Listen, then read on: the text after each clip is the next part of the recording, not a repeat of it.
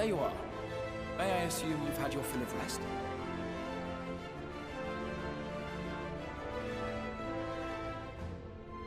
That is well. Now that we are all present, let us speak of our plan. Thus far, we have vanquished 4 Light Warriors, restoring night to much of Northrend. Only one remains, that of Calusia, and with Reen to guide us, I am certain we will find it.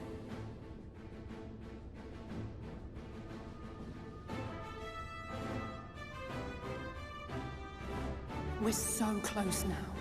If we can just take care of this one last warden, we'll rob the Sin Eaters of their final foothold and drive them out of Northrend once and for all. It will be a new beginning for the First, a chance for the people to rebuild their world. In short, a prize worth fighting for. And in thus delivering the First from destruction, so too shall we unsow the seeds of the 8th Umbral Calamity. Do you hear? Your dreamed of rejoining is in jeopardy. Are you sure you're not tempted to intervene?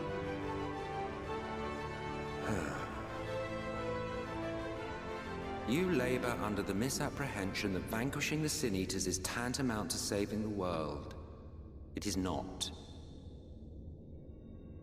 In truth, you only delay the inevitable, lengthening your fleeting lives by the smallest of margins.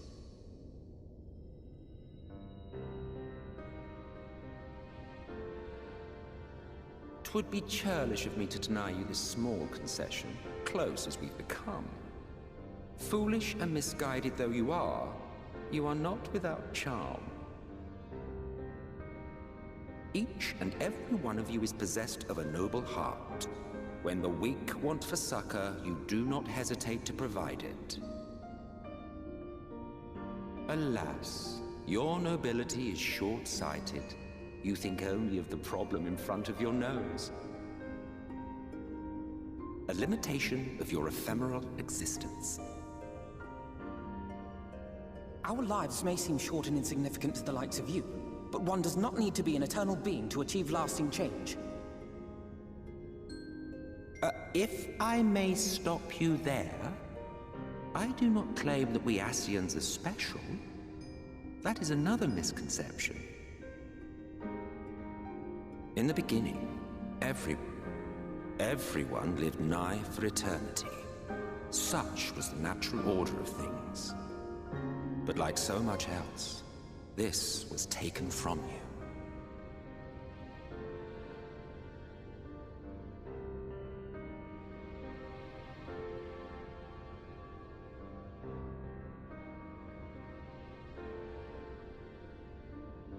You won't object if I borrow your plaything?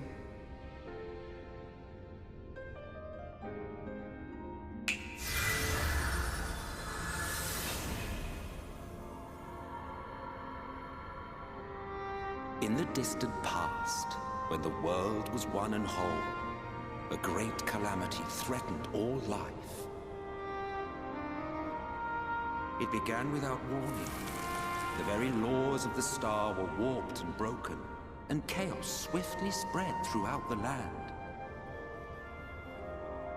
Faced with annihilation, we sought to imbue the star with its own will. Thus was Zodiac born, and by his power was order restored.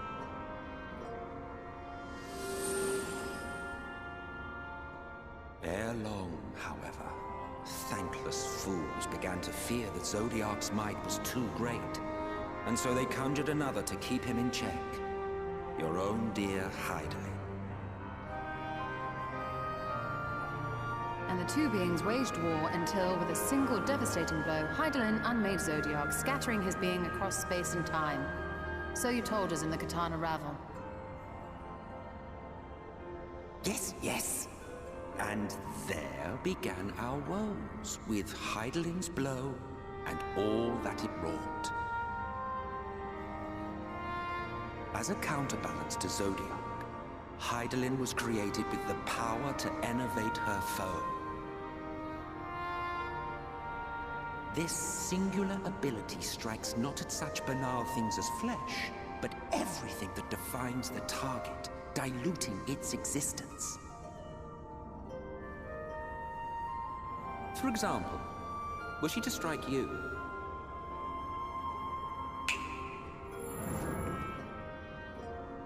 two individuals, identical in appearance yet reduced in all respects. Strength, intelligence, the soul itself, all is halved.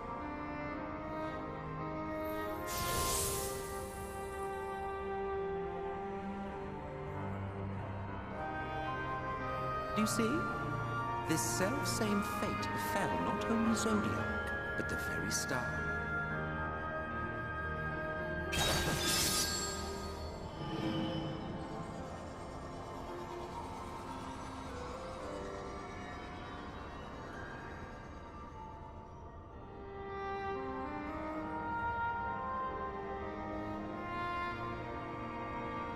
Only 3 were fortunate enough to escape the Sundering, me being one of them.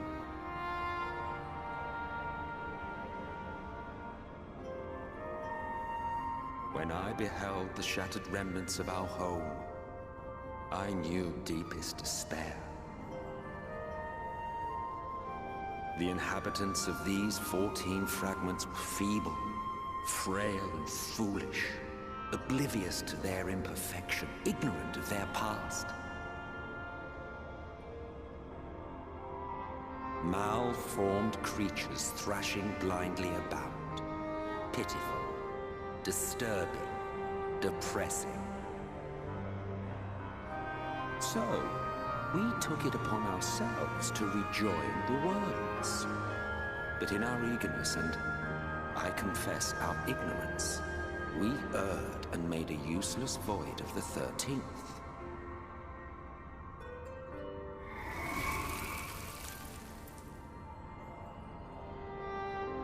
It was only afterwards that we discovered a connection twixt source and shard.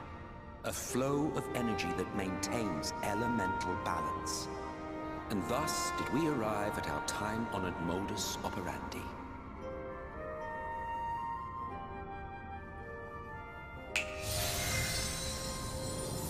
From a purely Ascian standpoint, it could be said that what you seek to do is only logical. But that would be to ignore the immeasurable destruction wrought with each rejoining. You have murdered millions, and this we cannot condone. By your fragmented existence, you continue to give rise to tragedies far crueler than any calamity. But yes, moral relativism and all that. Case in point, I do not consider you to be truly alive, ergo, I will not be guilty of murder if I kill you.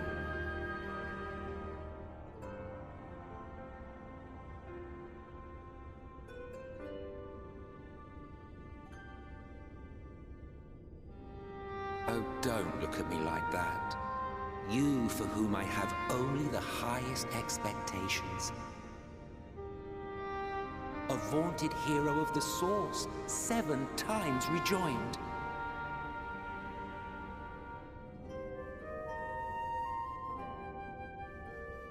Long have I awaited one who might brave a path of lesser tragedy. A resilient soul able to endure the necessary pain. I dare to hope that my wait is over.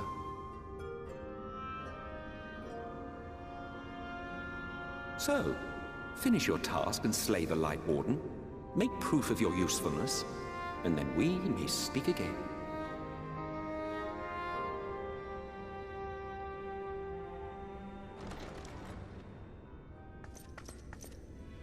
Forgive me, my lord, but this could not wait. Speak freely, Captain. Our informant in Colusia sends word of unusual activity in Eulmore. It appears their forces are entrenching themselves at key points throughout the city, making ready for an attack by all indications. An intriguing use of resources. I rather doubt Lord Vorthry's concern for the safety of his citizens. You think think he's harboring the Light Warden inside the city walls. Even if he does have some means of controlling the Sin Eaters, wouldn't that be a little risky? Risky or not, if there is even a chance the Warden is hiding there, we will need to act fast. The longer we wait, the better prepared the Eulmorans will be.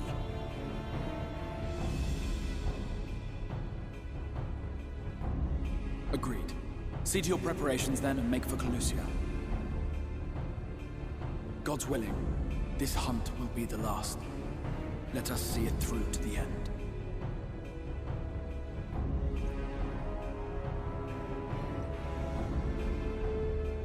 We should begin by assembling in Rite. There we may assess the situation in Eulmore and decide how best to proceed.